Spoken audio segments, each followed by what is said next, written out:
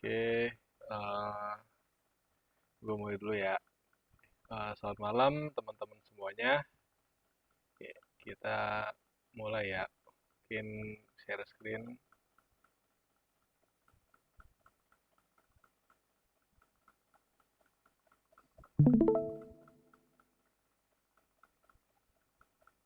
Nah, kelihatan nggak?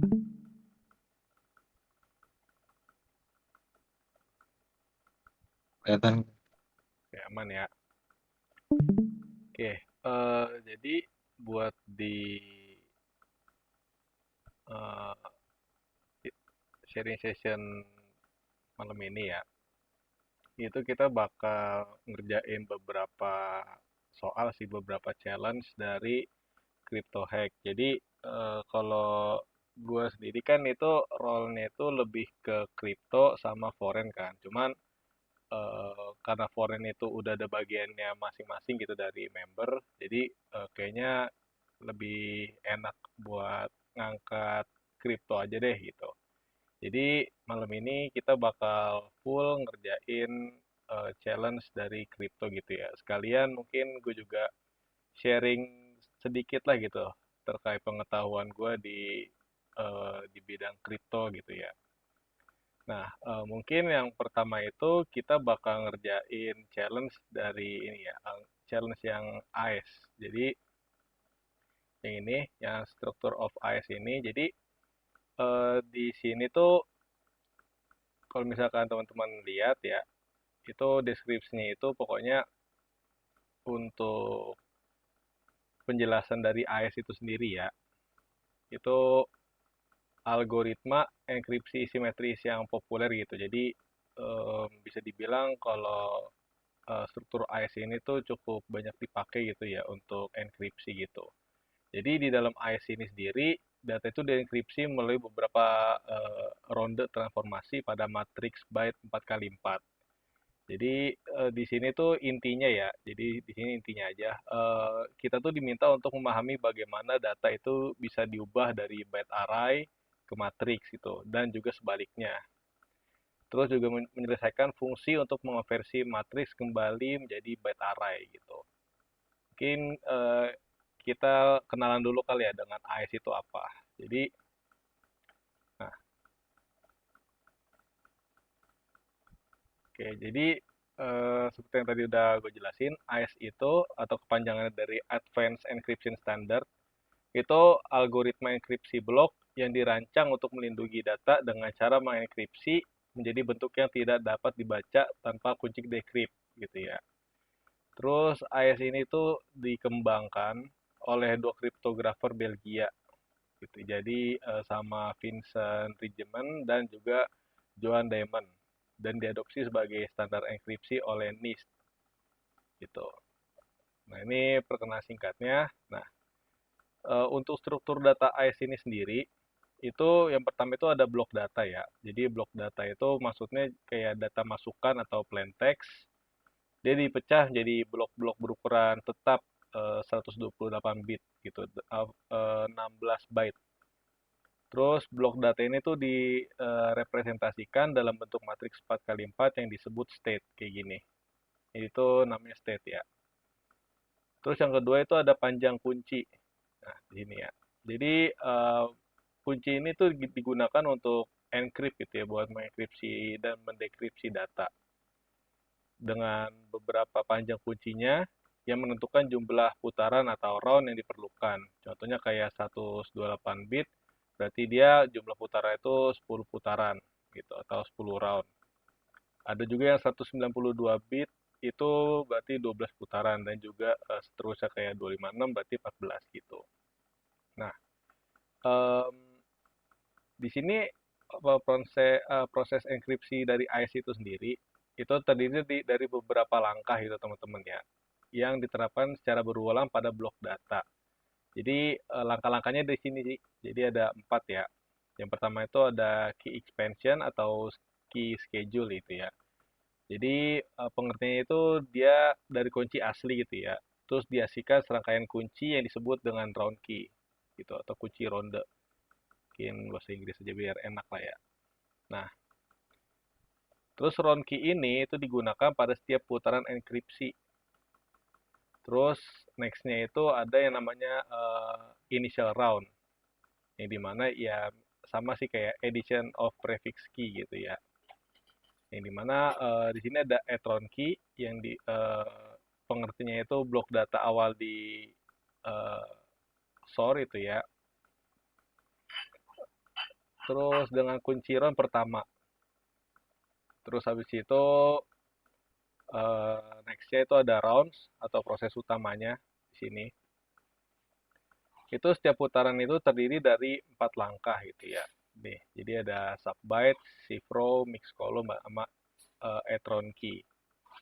Mungkin kita mulai dari subbytes dulu ya. Jadi subbyte itu maksudnya kayak setiap byte dalam matriks itu diganti dengan nilai yang diambil dari S box atau substitution box gitu.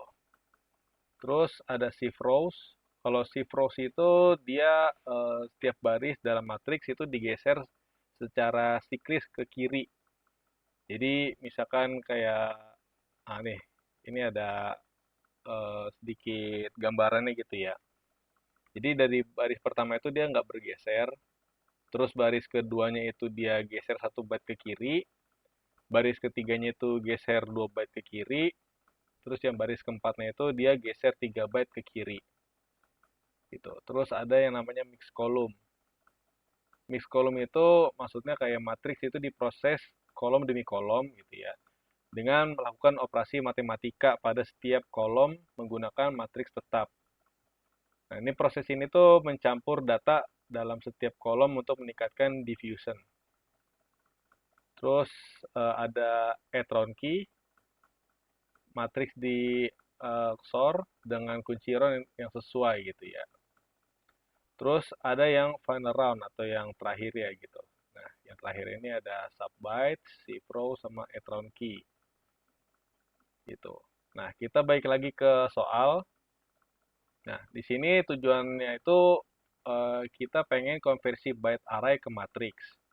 Jadi ini di sini ada file ininya ya, ada file challenge-nya. Mungkin kita coba download aja. Kita pakai widget aja deh. Hmm,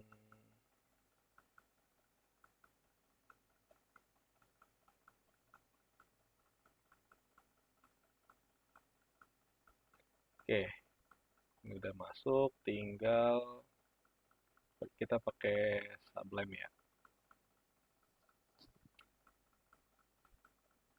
Oke, wait.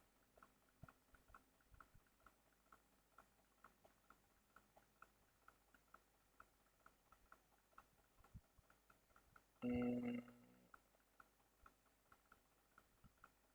Oke, di sini, nah pokoknya kita tuh pengen konversi byte array ke matriks ya. Jadi byte to matrix ini tuh udah dikasih gitu ya. Ya, dia tuh byte to matrix itu tuh mengubah array byte menjadi matriks 4 kali 4. Nah, di sini kan ada tanda tanya nih. Nah, ini yang mesti kita kerjain itu. Jadi di function ini kita tuh pengen konversi matriks ke byte array gitu. Jadi kita diminta untuk melengkapi fungsi matriks to bytes yang mengubah matriks 4 kali 4 kembali menjadi array byte. Nah, gitu. Terus di sini ada hintnya gitu ya. Tadi kan kita udah uh, pengenalan sedikit terkait AS ini. Jadi um, di sini tuh kita ada matriks 4 kali 4 gitu ya. Jadi di sini ada plain text 16 byte di represent dalam bentuk matriks 4 kali 4. Nah, fungsi dari matrix to bytes ini tuh harus membalik proses ini gitu. Jadi membaca nilai dari setiap baris matriks dan menggabungkannya menjadi satu array byte gitu. Nah, sebenarnya kalau ini apa gampang sih ya. Jadi ini tinggal kita return aja, return bytes gitu ya. Terus di dalamnya ini kita byte for row gini ya. In matrix for byte in row kayak gini. Oke, ini tinggal di save aja. Nah, ini tuh maksudnya dari fungsi codingan ini, return byte ini tuh maksudnya kayak kita pakai list comprehension untuk membaca setiap elemen dari setiap baris matris gitu dan menyatukannya jadi satu array. Nah, di dalam batch ini tuh itu gunanya tuh mengkonversi array menjadi tipe bytes gitu. Oke, mungkin kita coba di run ya. Tinggal. Nah, kita dapat flagnya ya teman-teman ya. Gitu. Bentar ini kok nggak login.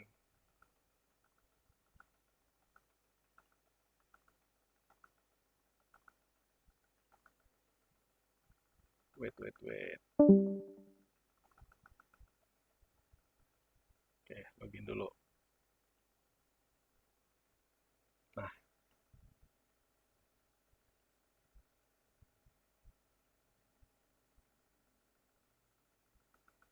oke. Ini soal pertama beres ya. Nah, bener. Oke. Terus nextnya karena kita udah belajar AES, mungkin kita lanjut ke SOR ya. Jadi di sini ada soal yang menarik nih teman-teman untuk kita bahas. Nah, yang ini. Oke, di sini ada deskripsinya gitu ya. Jadi tujuan dari soal ini, wait wait, oke. Suara gua aman kan ya, guys? Aman ya? Oke, Aman-aman. oke. Jadi di deskripsi ini itu kita udah dikasih sedikit pengenalan gitu ya tentang sorry ini kayak gimana. Tujuan dari soal ini tuh kita diminta untuk memahami bagaimana operasi XOR atau exclusive OR itu bekerja dalam proses enkripsi dan dekripsi, khususnya dalam konteks properti matematikanya gitu ya. Nah, challenge ini tuh meminta kita untuk membalikan serangkaian operasi exclusive OR atau XOR yang telah dilakukan pada flag untuk mendapatkan flag asli gitu. Terus di sini ada ininya ya, ada eh, beberapa value gitu. Di sini tuh flagnya itu dienkripsi gitu ya, menggunakan kombinasi beberapa kunci. Jadi ada key satu, key 2 terus ini harusnya O plus ya. Jadi kayak gini dia. Ini tuh maksudnya kayak eh, key 2 exclusive OR key satu gitu. Terus dan selanjutnya sampai ke flag O plus key satu, key 3, key 2 gitu. Nah, sebelum kita melangkah lebih lanjut ke challenge ini, kita sedikit pengenalan lagi ya terkait eksklusif OR itu apa. Jadi kalau kita ngelihat dari Wikipedia,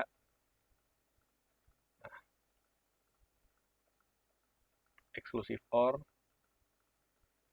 Nah, jadi eksklusif OR ini atau XOR itu operasi logika biner yang menghasilkan nilai true atau benar. Jika dan hanya jika jumlah input yang bernilai true adalah ganjil. Nah, dalam konteks dua input, eksklusif OR ini menghasilkan true jika salah satu input bernilai true, tetapi tidak keduanya. Di sini ada tabel kebenarannya ya. Jadi ini A, ini B, terus ini eksklusif OR-nya gitu. Jadi kalau misalkan A-nya itu false, B-nya false, berarti XOR-nya itu false gitu. Terus kalau misalkan yang A-nya itu false, B-nya itu true, eh, eksklusif OR-nya itu true. Begitu seterusnya ya. Kalau ini berarti kebalikannya tapi hasilnya tetap true. Cuman kalau misalkan dua-duanya true, dia false kayak gitu.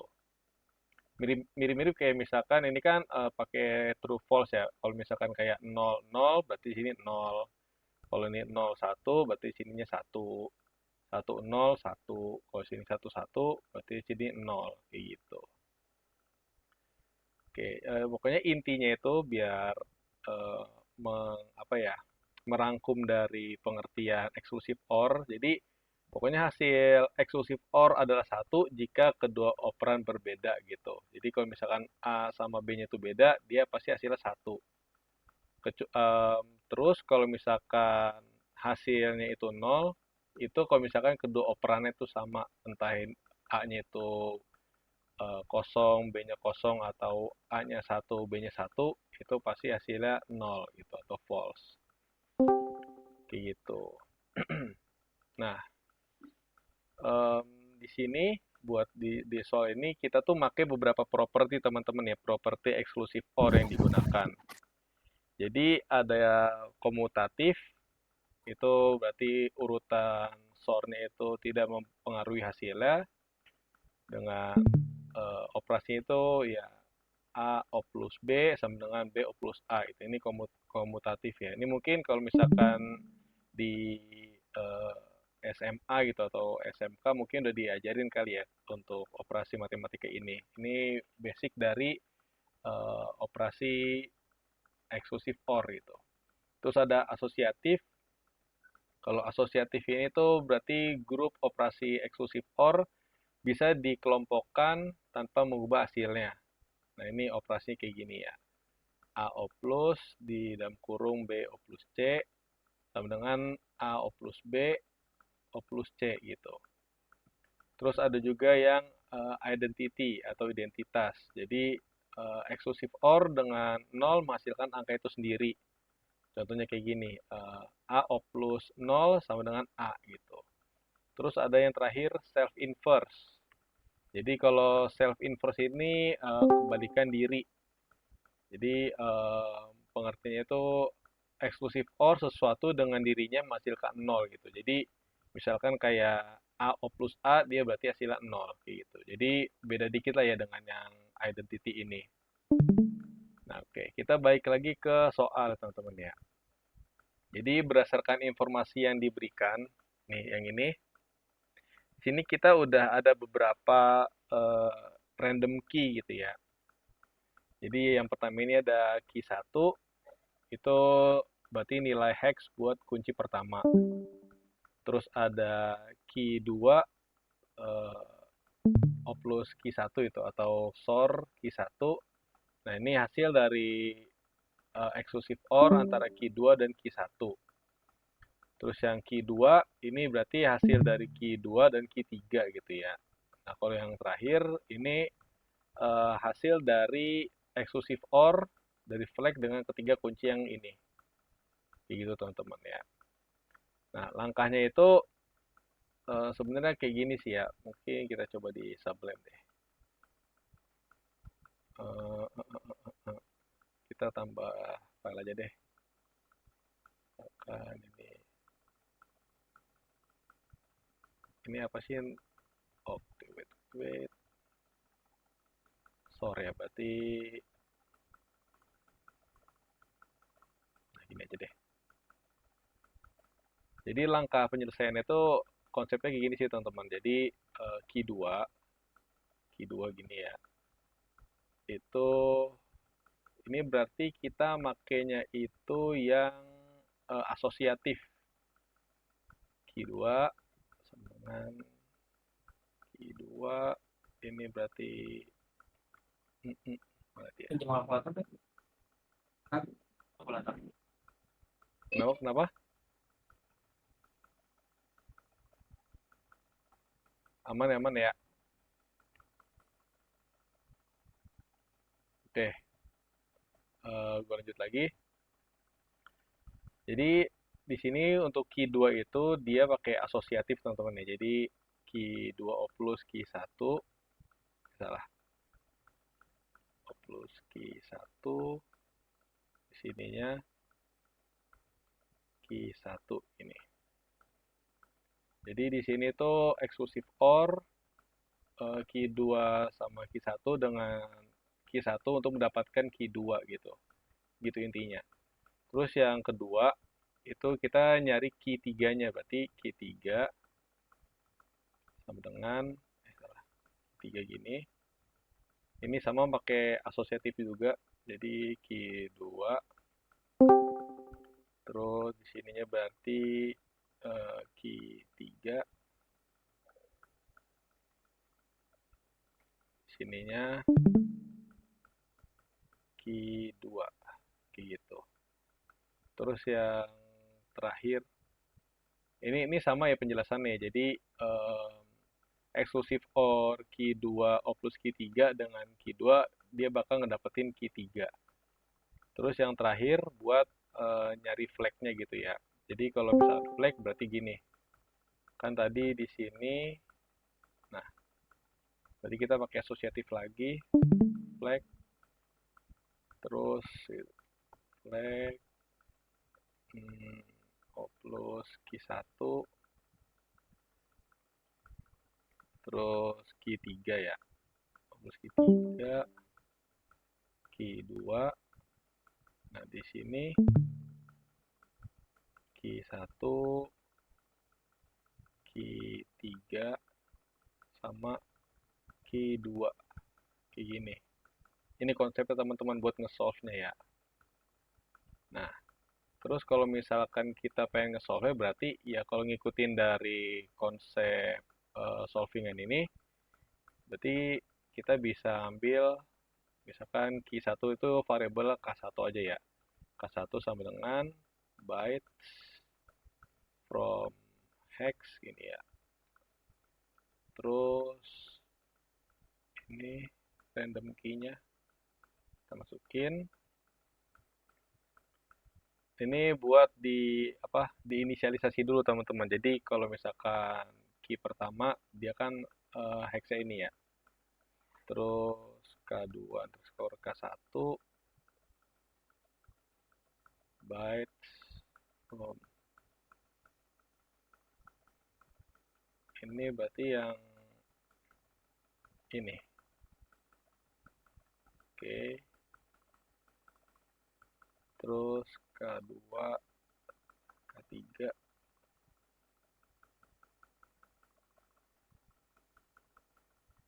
kita pakai yang ini.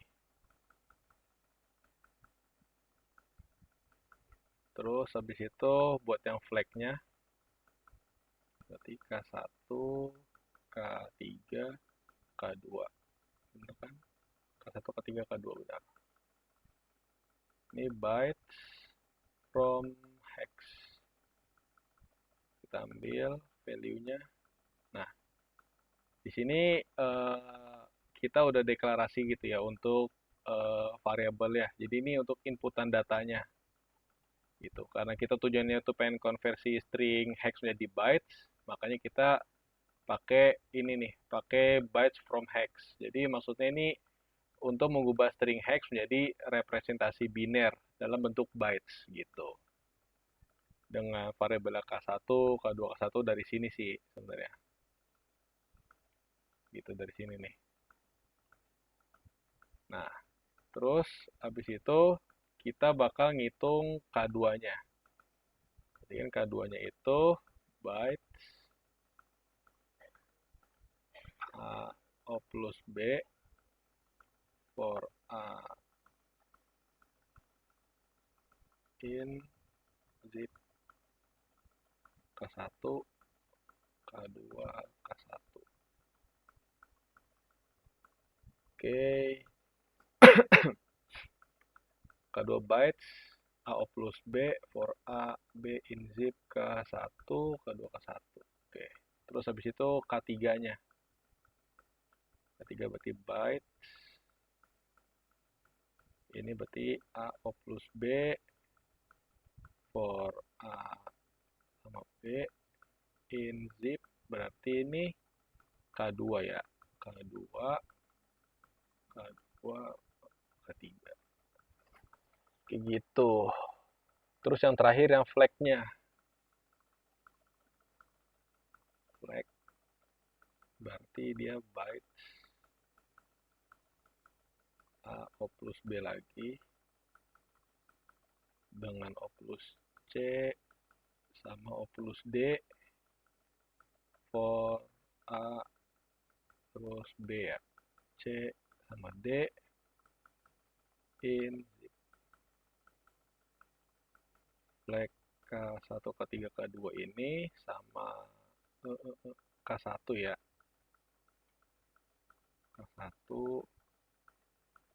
K2, K3 gini. Terus kita tinggal print flagnya. Ini aja deh.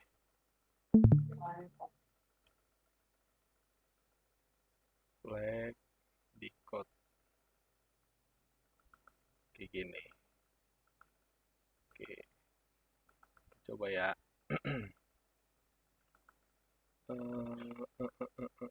Berarti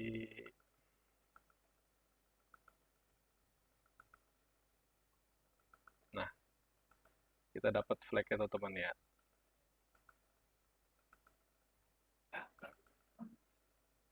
Oke, masukin ke sini. Nah, mungkin teman-teman ada yang bertanya-tanya gitu ya, maksudnya dari codingan itu kayak gimana gitu. Kan ada K2 bytes dan lain sebagainya. Mungkin kita coba bedah kali ya teman-teman ya.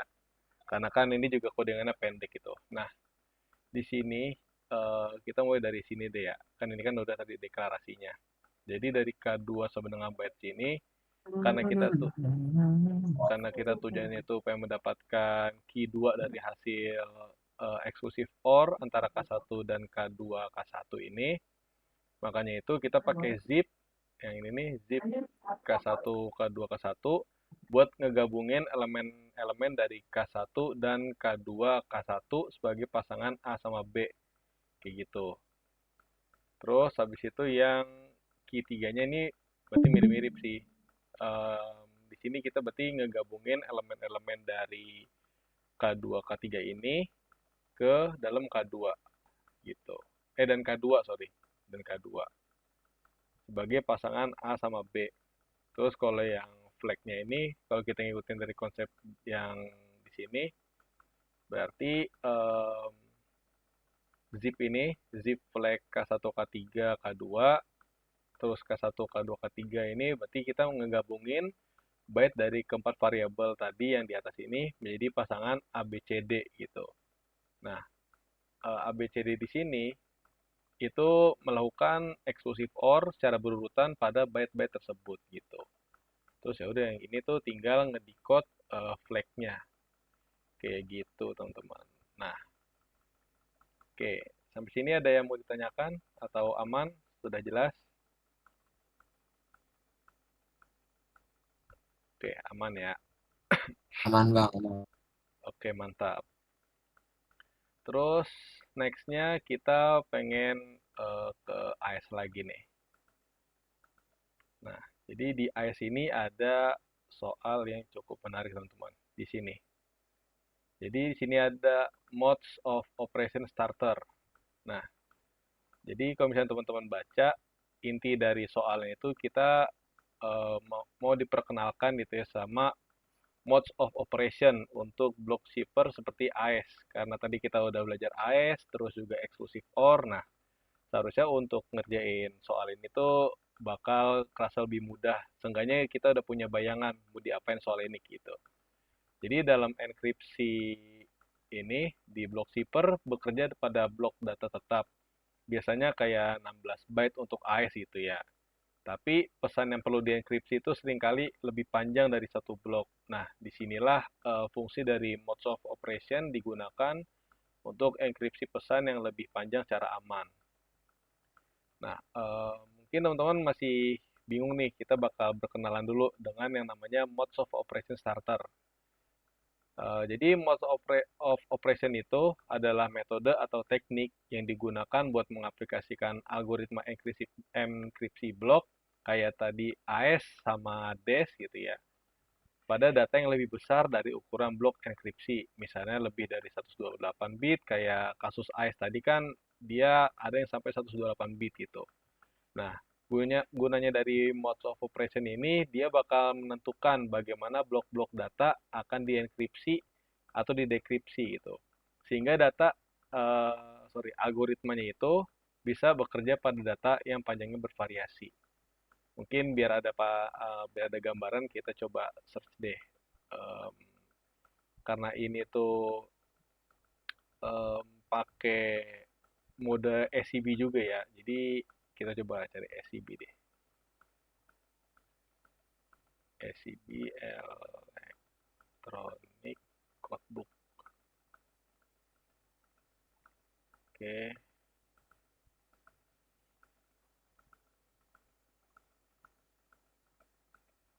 Nah, di block cipher. Nah, jadi tadi kan buat yang mode of operation tadi kan kita udah kenalan sedikit gitu ya. Nah, sekarang kita bakal berkenalan lagi dengan yang namanya mode operasi SCB. Bisa dilihat di sini. Nah, jadi di sini ada Electronic Codebook ya atau SCB itu pendekannya. Jadi ini adalah salah satu mode operasi dasar yang digunakan dalam algoritma enkripsi blok.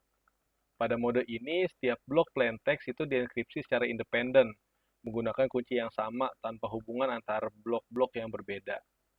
Ini kalau misalkan kita baca dari Wikipedia ini, dia mode SCB ini adalah mode operasi paling sederhana untuk enkripsi blok, tetapi juga memiliki kelemahan serius dalam hal keamanan gitu.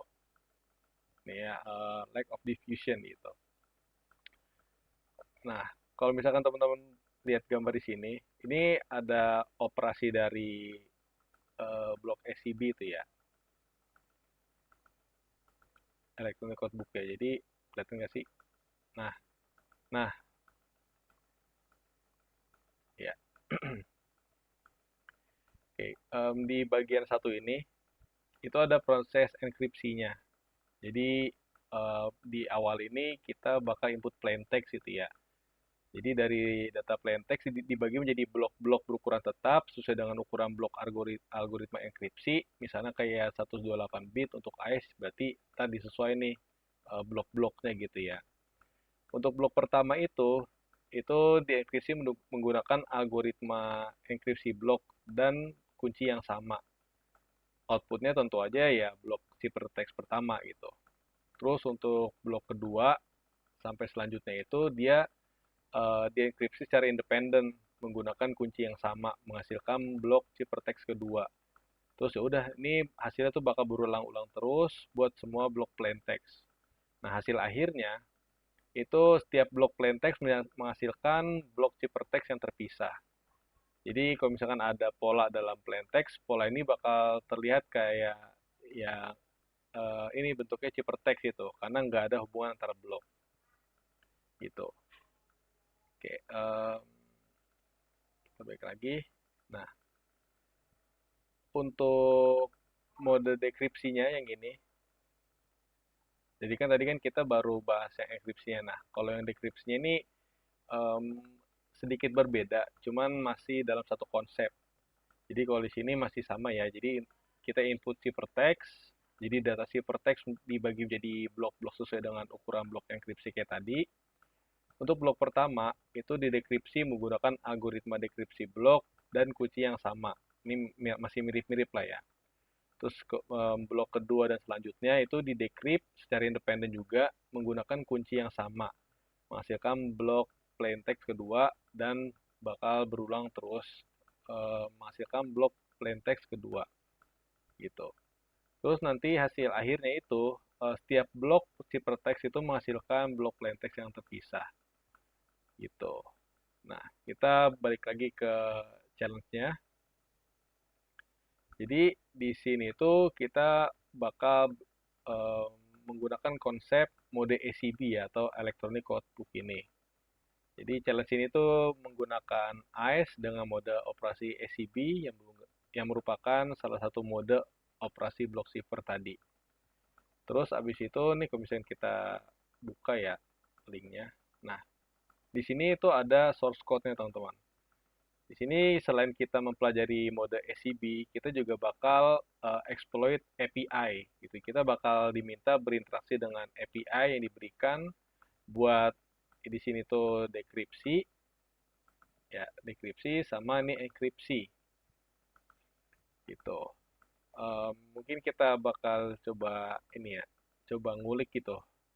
Isi dari codingnya itu maksudnya kayak gimana ya. Kita masukin ke sini aja.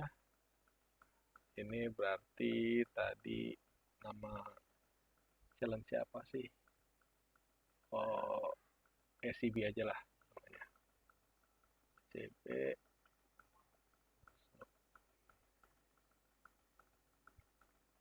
Nah, ini codingan yang tadi ya, yang ada di source gitu. Mungkin kita coba bakal ngulik gitu terkait codingan itu gunanya seperti apa gitu, flow-nya seperti apa. Jadi di sini ada kode dari server API yang diberikan. Jadi di sini ada yang encrypt flag dulu. Kita mulai dari encrypt dulu ya. Jadi di sini tuh fungsinya ini bakal mengenkripsi flag menggunakan AES dalam mode SCB. Bisa dilihat di sini ya. Nah, nanti flag ini bakal dirubah menjadi bentuk bytes dengan encode yang ini. Dia bakal diubah dalam bentuk bytes. Terus habis itu nanti hasil enkripsinya itu dibalikan sebagai string hex menggunakan encrypted hex ini. Terus habis itu ada yang decryptnya ini. Jadi kalau decryptnya ini dia itu mirip-mirip kayak yang encrypt, cuman di sini dia bakal menerima ciphertext dalam format hex melalui endpoint. Terus habis itu ciphertext ini diubah kembali ke bytes dengan bytes from hex ini. Habis itu bakal mendecrypt ciphertext menggunakan AES dalam mode SCB di sini ya. Nah, terus habis itu udah nanti hasilnya tuh bakal didecrypt, dikembalikan dalam format hex di decrypted hex ini. Nah, terus cara untuk nge-solve itu kayak gimana sih? Jadi konsepnya itu kita bakal ngedapetin ciphertext dari encrypt flag tadi ya, dari yang sini, dari function encrypt flag ini. Nanti kita bakal kirim get request. Jadi kayak gini sih konsepnya ya. Ciphertext, ciphertext dari encrypt flag ini, itu kita bakal get ciphertext dari encrypt flag ini. Terus habis itu nanti kan endpoint ini itu kan bakal ngembaliin ciphertext dalam format hex. Nah, kalau misalkan udah, kita nextnya bakal decrypt. Gitu, decrypt ciphertext hex ini ke endpoint yang ini. Ke endpoint sini. Kita bakal decrypt. Gitu. Terus kalau misalkan udah, kita bakal convert hex yang udah kita dapat ke ASCII untuk mendapatkan flagnya. Kalau misalnya udah, kita bakal dapat flag kayak gitu. Jadi entah kalau misalkan plain text flagnya itu dari dapat dari convert ini, kita bakal ngubah ke string ASCII menggunakan bytes from hex. Mungkin kita coba kali, kita coba nge-solve ya. Karena kita tuh bakal pakai get dan lain sebagainya untuk ngedapetin request, berarti kita bakal import request ya. Gini. Terus habis itu kita deklarasin URL ya. URL kan tadi ini. Kita masukin ke sini.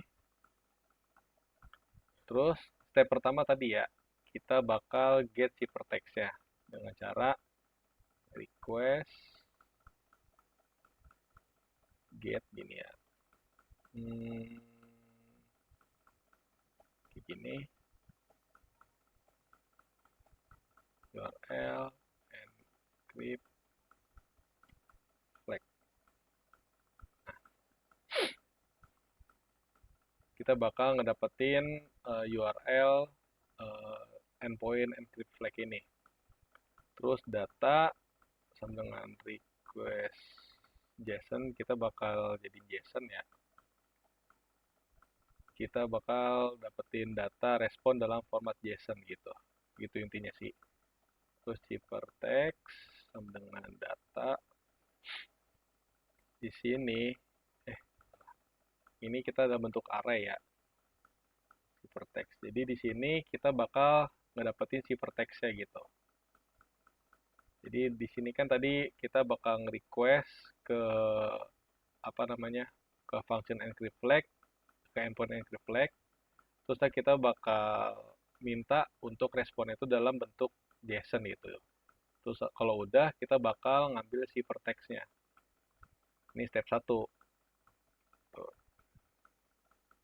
step 1. Terus step 2-nya, ini kita bakal decrypt ciphertext-nya. Berarti kan gini, decrypt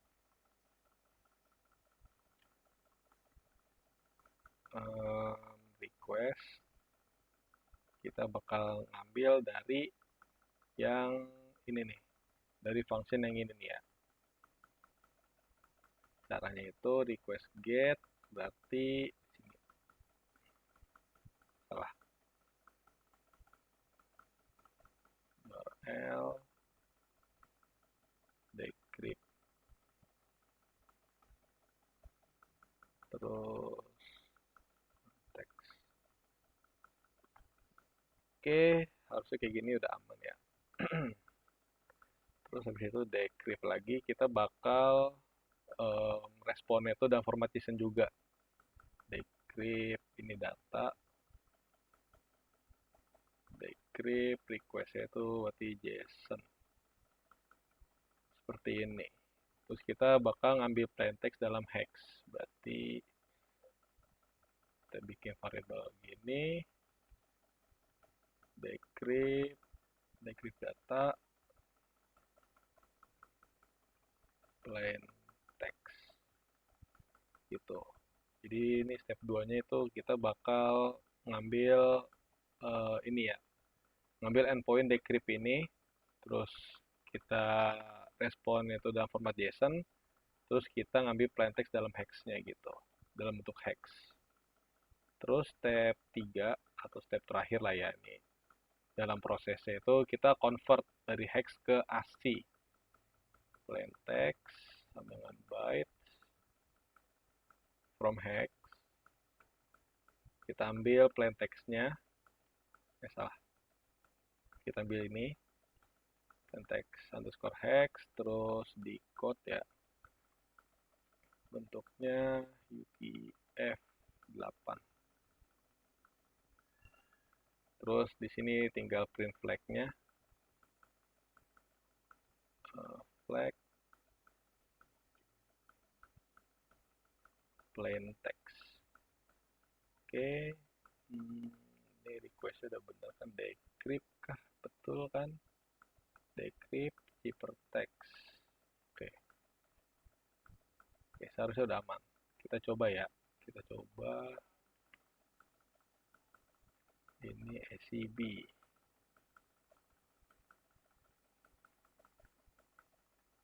Wait. File di baris 11. Decrypt rec, request get. Wait. Dia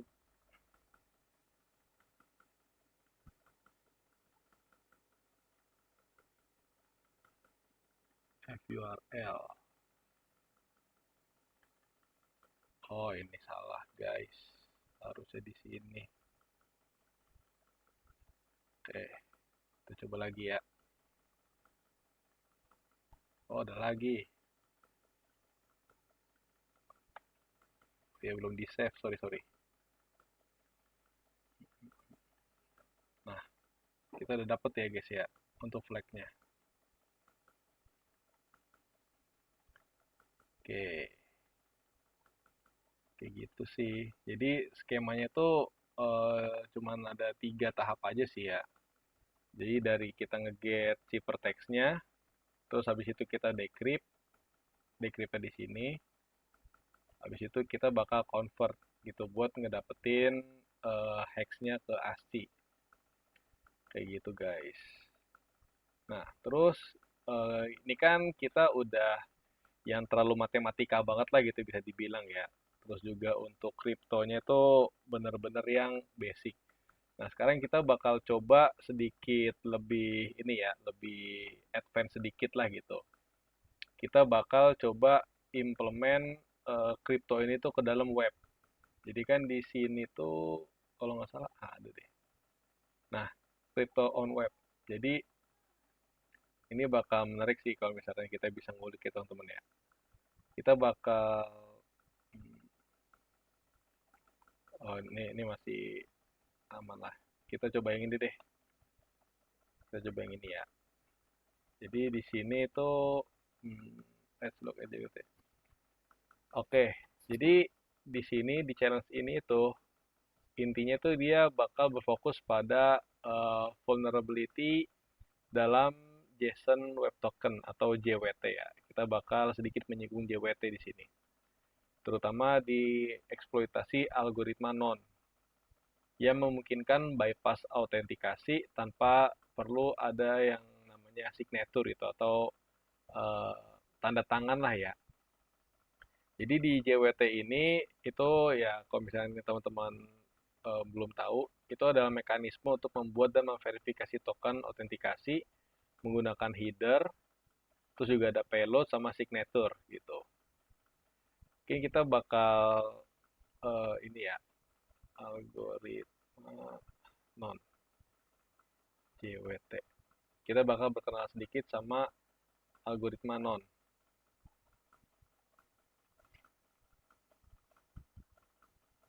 Oke.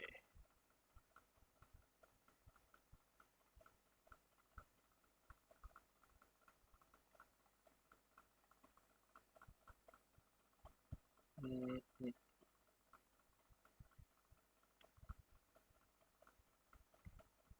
Coba kita cari non. Nah, oke. Jadi algoritma non itu apa sih maksudnya sih? Jadi kalau misalkan kita ngomongin konteks dalam JWT gitu ya, atau JSON Web Token, algoritma non ini itu opsi algoritma yang tidak menggunakan tanda tangan atau signature gitu. Artinya ya token yang menggunakan algoritma non ini itu nggak memiliki metode untuk memverifikasi integritas itu atau usernya atau keaslian data dalam token tersebut. Nah, ini tuh bisa disalahgunakan itu teman-teman. Bisa menjadi celah keamanan yang serius. Nah, selain kita berkenalan dengan algoritma non ini, kita juga bakal berkenalan dengan yang namanya Jose header gitu. Jadi di sini ini kalau misalnya kita buka, dia kan uh, judul aja tuh No Way Jose gitu ya. Jose ini tuh sebenarnya sebuah konsep gitu, sebuah konsep dalam apa dalam JWT lah gitu. Mungkin kita coba cari ya, kita coba lihat apa sih Jose Header itu. Header. Uh, nah ini.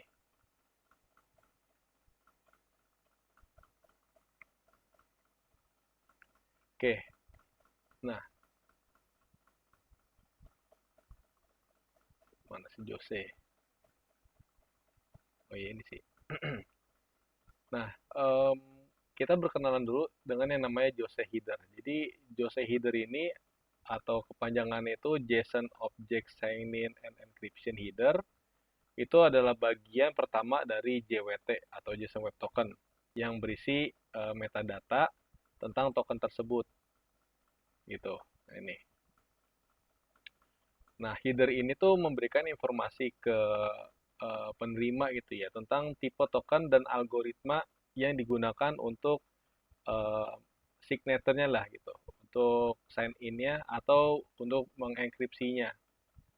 Nah, di sini di Jose header ini itu ada strukturnya, struktur dari JWT-nya. Jadi ada header, jadi kayak gini sih.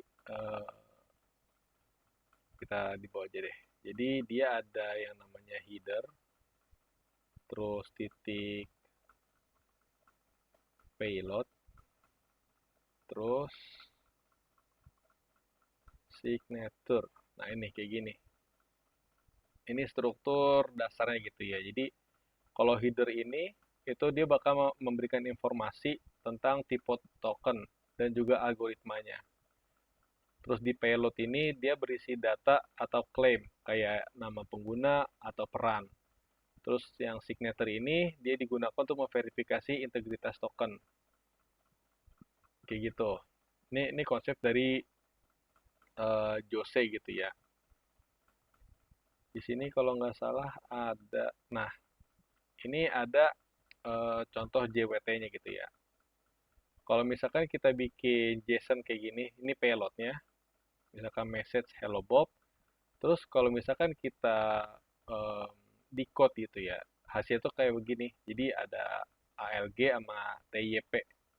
ALG ini HS256, TYP JWT gitu. Nah, ini kita bakal bahas sedikit ya terkait komponen dari Jose Header ini sendiri. Di sini ada yang namanya type atau TYP nih ya. TYP ini tuh dia bakal menentukan tipe token. Biasanya tuh JWT. Ini udah defaultnya gitu. Terus ada yang ALG atau algorithm. Dia bakal menentukan algoritma yang digunakan untuk menandatangani atau mengenkripsi token.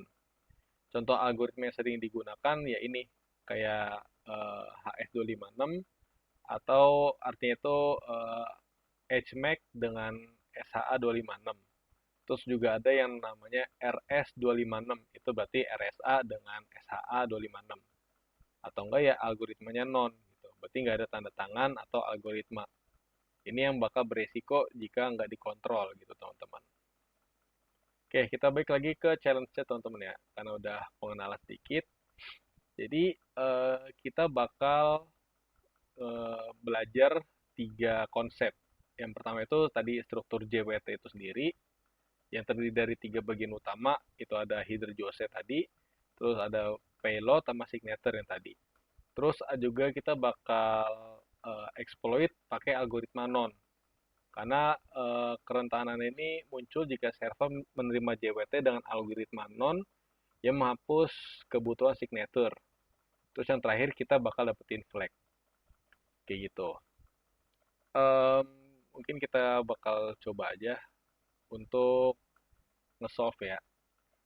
Hmm, Mungkin kita tambahin lagi deh. Di sini berarti salah.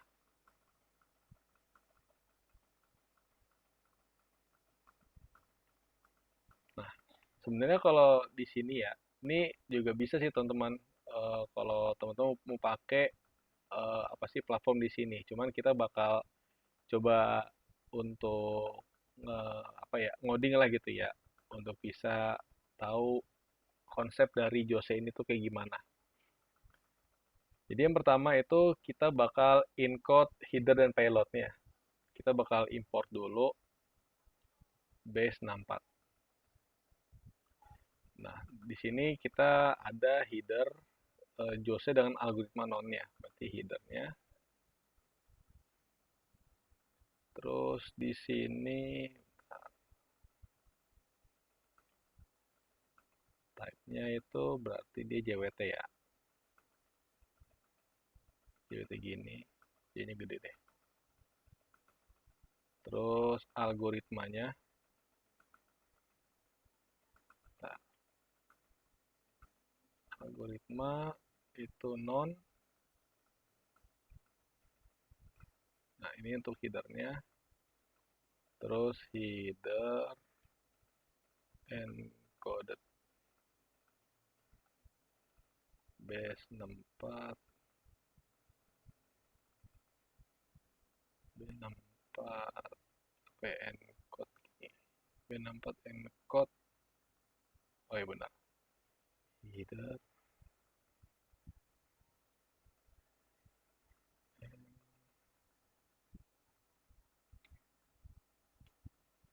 terus decode strip.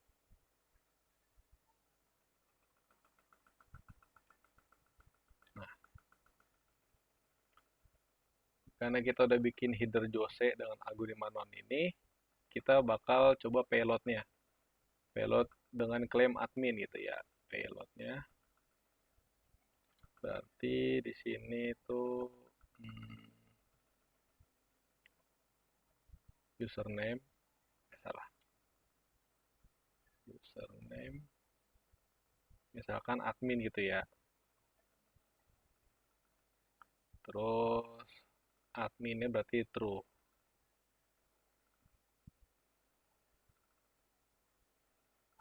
kayak gini. Terus payloadnya di encode.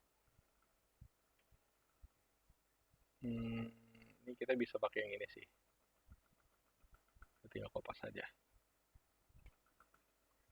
Terus kalau udah kita bakal gabungin header dan payloadnya dengan variable token f encoded sama payload encodednya. Salah. Ini harusnya ada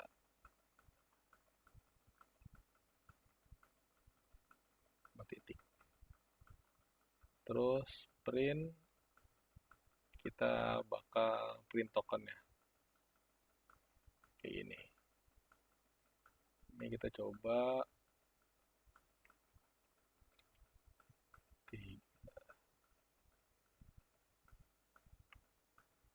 apa nih?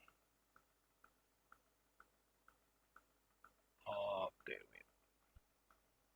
jadi tadi di baris 4.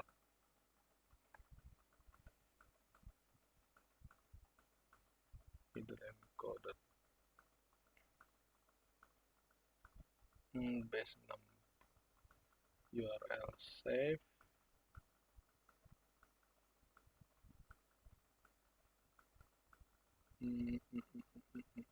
Kayaknya ada salah di sini deh kita. Harusnya ya, karena kan dia tadi error itu but like object is required not string. Kita coba lagi. Nah, ini kita udah dapet ya untuk tokennya gitu. Mungkin kalau misalnya kita kulik lagi, jadi di sini tuh kita bakal bikin header gitu ya, header dari Jose-nya itu sendiri. Karena kita pakai algoritma non, berarti kita definisiin di sininya. Terus habis itu nih payloadnya, yang dimana kita pengen pakai username admin, terus role-nya admin itu true gitu, untuk apa ya, seolah-olah kita tuh pengen bikin payload admin itu role-nya bener-bener admin gitu. Terus kalau udah kita nampilin tokennya yang udah dimanipulasi ini, yang udah ada role adminnya lah gitu. Nah, terus habis itu kita kirim nih token ini tuh ke endpoint gitu. Kalau misalkan teman-teman lihat di sini kan endpointnya itu mana ya? Bentar. Di sini nih. Ini endpointnya. Kita bakal masukin ke sini, authorize ini. Caranya tuh gimana? Kayak gini aja sih. Ini mungkin kita ini aja, komentar aja. Import request ini. Terus URL servernya itu base URL ini ya, no way Jose. Kita kirim tokennya. Nah, tokennya ini kita isi pakai yang udah dimanipulasi. Ini dia.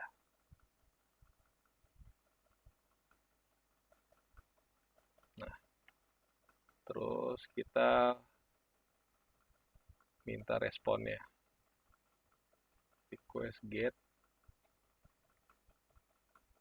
Di sini berarti base URL ya. Terus habis itu lupa authorize.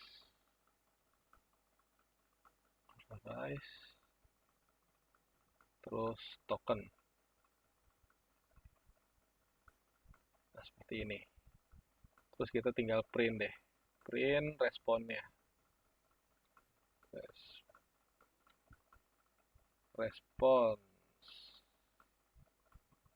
.json. Oke. Kita coba lagi. Wait, ada yang salah. Coba titiknya kita hapus.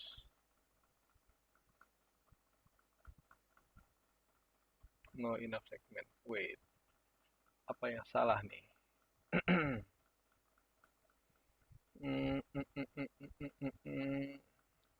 Bentar ya. di sini apa begini dia.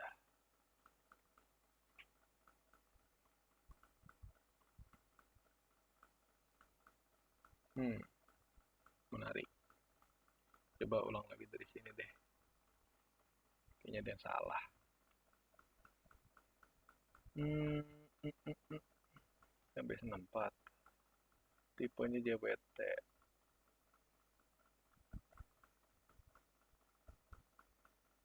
Either encoded base 64 URL save. Hmm, either encode terus dia decode terus ini payloadnya admin true. Oh, ini kita nggak perlu pakai sih. Coba lagi ya. Sorry guys. Nah, ini harus sudah benar sih. Coba lagi ya. Import request. Lupa. Sorry lupa. Ininya belum di copy. Nah,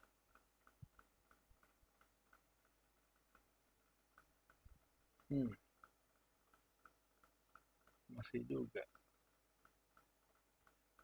Bentar. Admin. Garis miringnya kali bang, yang di line 18.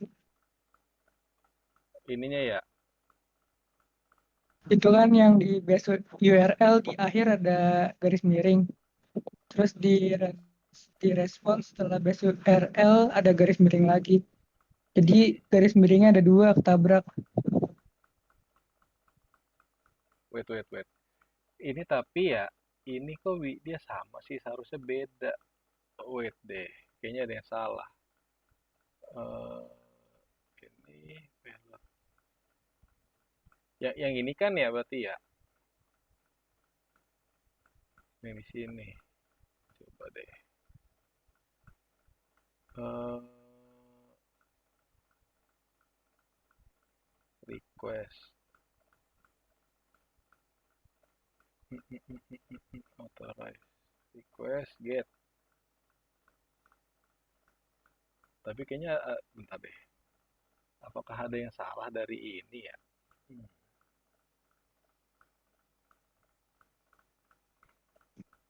Itu bang di line 7 itu harusnya payload.encode. Yang Wait. kanan di tengah-tengah itu. Oh ini ya. Ya, Oh ya ampun. Iya bener-bener kok header sih ya. Oke, thank you. Iya, pakai pakai di Kopas sih tadi. Oke. Nah, ini baru bener. Salah. Thank you ya. Ini baru kita copy.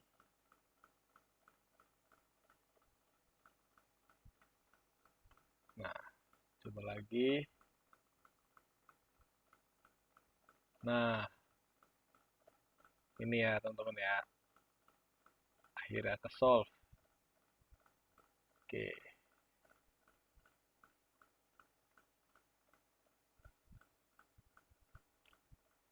Nah,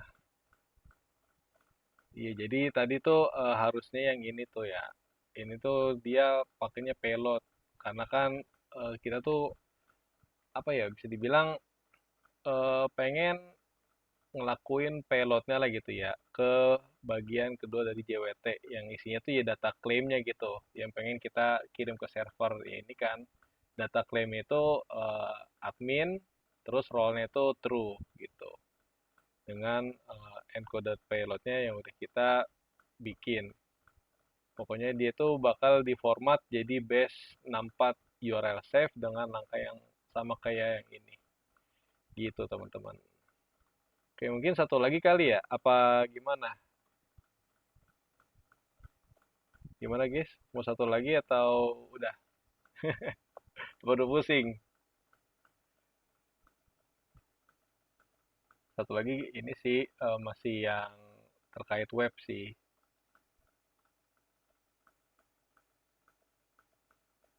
Coba kali ya satu lagi deh. Coba deh. Oke, ini kan udah. Nah, satunya lagi nih sih. Jadi kan ini masih berkaitan dengan JWT ya. Pokoknya di sini tuh kita kita diminta untuk exploit kelemahan di HS256 atau HMAC SHA256 gitu, yang dimana tadi kan algoritmanya itu buat signature JWT-nya, terutama pas developer itu pakai secret key yang default gitu. Kalau secret key yang default kan dia cuman secret gitu value-nya. Nah, di challenge ini tuh kita mesti exploit penggunaan secret key ini tuh yang mudah ditebak gitu ya, untuk mendapatkan akses sebagai admin. Oke, kita ini aja, kita coba aja kali ya. Pokoknya di sini tuh tujuannya itu karena di sini tuh pakainya HS256 di sini ya. Itu kita bisa pakai algoritma HS256 untuk penandatanganan simetris yang menggunakan secret key yang sama gitu untuk membuat dan memverifikasi token. Terus kita juga bakal coba exploit kunci defaultnya, yaitu tadi ya, kunci defaultnya itu secret. Terus kita dapetin flagnya itu dengan claim admin, kayak tadi admin sama dengan true gitu. Oke, kalau misalnya kita lihat di sini di source code-nya, oke di source code-nya mungkin kita bikin lagi deh.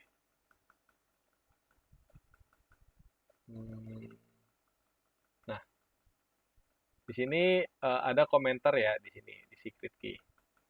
Ada to do PyJWT readme key change later. Ini menunjukkan bahwa developer ini menggunakan kunci default yang disebutkan dalam dokumentasi PyJWT, yaitu secret.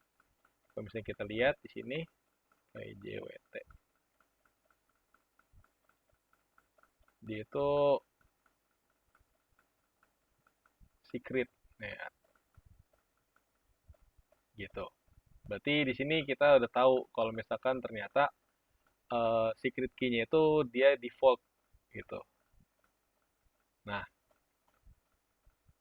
karena kita udah tahu secret key-nya itu default, berarti kita bisa nih pakai JWT buat uh, pakai apa ya? Pakai payload lah gitu. Isinya itu claim kayak yang tadi, yang di sini. Nih, kayak gini payloadnya. Terus untuk endpoint-nya tadi ya di sini.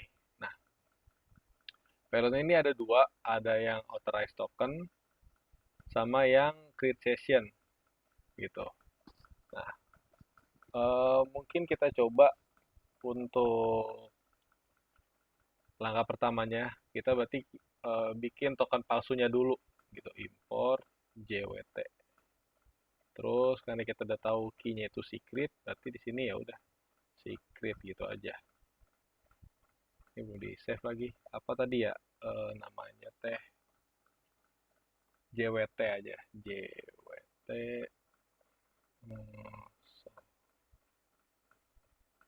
Nah, terus di sini payloadnya ya.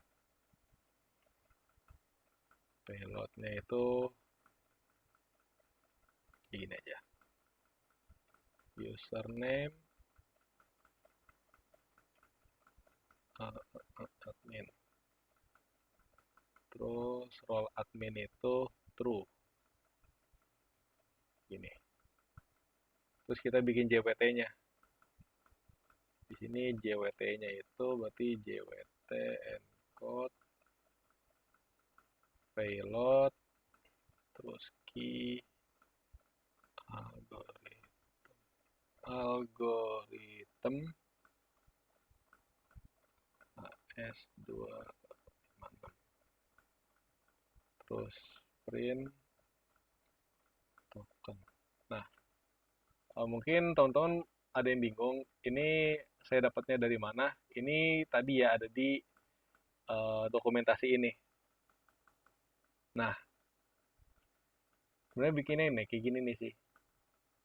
Ini buat bikin JWT-nya gitu. Ini tinggal kita sesuaiin dikit aja. Nah, mungkin kalau udah kita coba run deh ya. Hmm,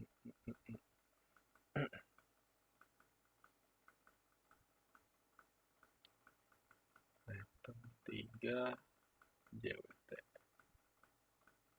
Nah, ini yang bakal kita ambil. Jadi sini, ini kalau misalkan kelihatan nggak sih? Aduh, nggak kelihatan lagi. Kita kopas aja deh.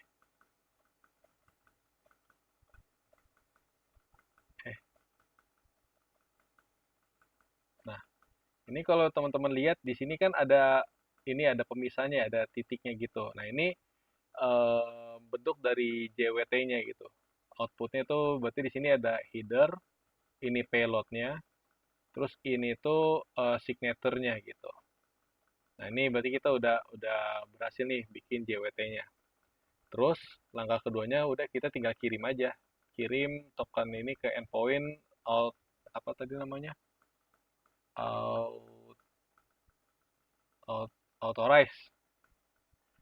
Oke, caranya itu tinggal import request terus base URL-nya itu apa sih tadi? Ya, base URL ini terus tokennya tadi berapa sih? Ini ya. Nah, terus response request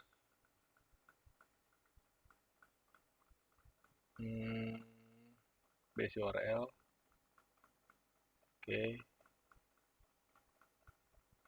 authorize sama token. Oke, kalau udah kita print.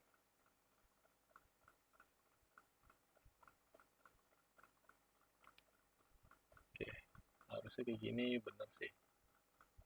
Coba.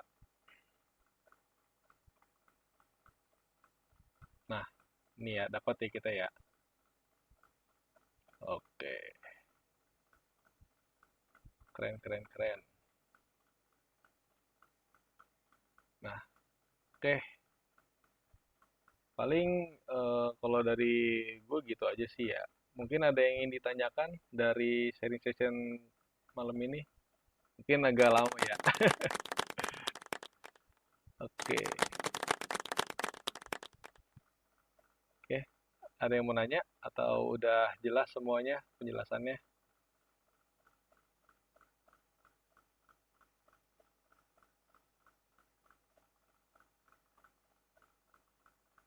Jelas, jelas. Oke, oke deh.